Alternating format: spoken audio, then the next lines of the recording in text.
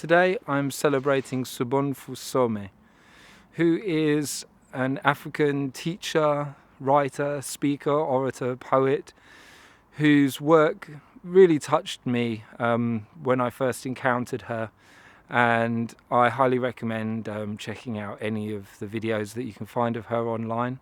I mean, unfortunately, the dead internet becoming what it is, some of those cherished videos have already disappeared. And you may have to hunt a little to find the things that touched me so profoundly. I'll see if I can find some links. It's a very interesting phenomenon, this, of let's say especially white European audiences seeking out the teachings of African teachers, because there's clearly some sort of searching for something, and I've asked myself, am I projecting a certain wisdom onto another culture? And there is clearly some degree of that, because there's such a dearth, such a lack of wise elders in our European culture to look up to. Clearly there are some, clearly, but let's face it, as we look around our immediate contact, how many people can say they really know an elder and not just an older? People get older for sure, but it doesn't necessarily make them wise. And our particular form of Northern European, and I've never been to America, but I'm guessing American kind of modernity, is that we've somehow lost touch almost completely with a sense of ancestor, with a sense of the earth.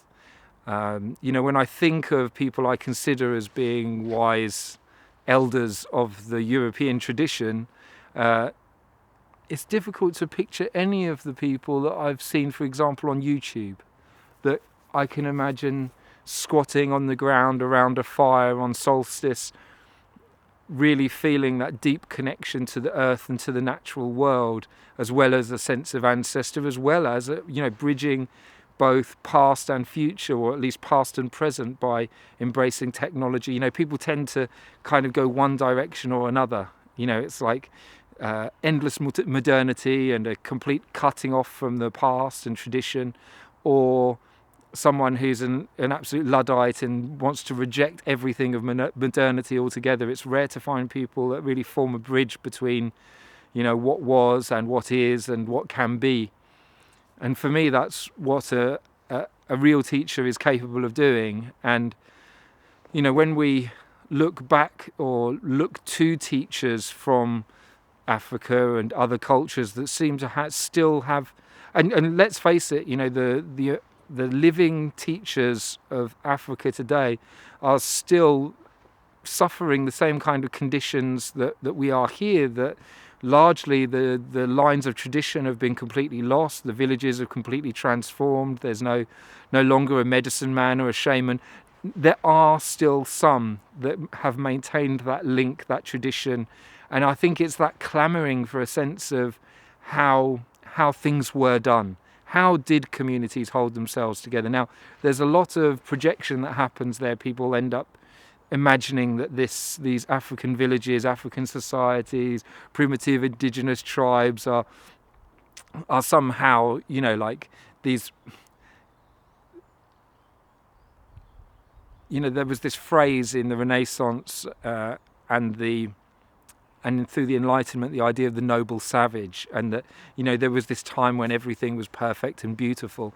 But we only have to look at a surface level at the histories of some tribes and some communities that endured to find child sacrifice and all sorts of questionable practices that I don't think any one of us would consider to be really an expression of an enlightened way of being. And yet there are those communities that did embrace some very beautiful ways of living and sustain communities, sustain ways of being that endured for many hundreds of years. That to me shows a real sustainable beauty and approach to life that enables a community to stay together. so without like imagining that everything was perfect, there's still so much that we can gain from connecting with teachers that have one foot in both worlds. And Sobonfu Somé, like Madaloma Somé, are people who have managed to experience what Western civilization has to offer without being completely cut off from the roots of their traditions, and therefore they're fascinating people to be able to listen to. I think we can learn a lot from them. Very sad that she's no longer with us. May she rest in peace, although that's to presume that her spirit isn't here witnessing this very moment as we speak. So today I'm celebrating Sobonfu Somé.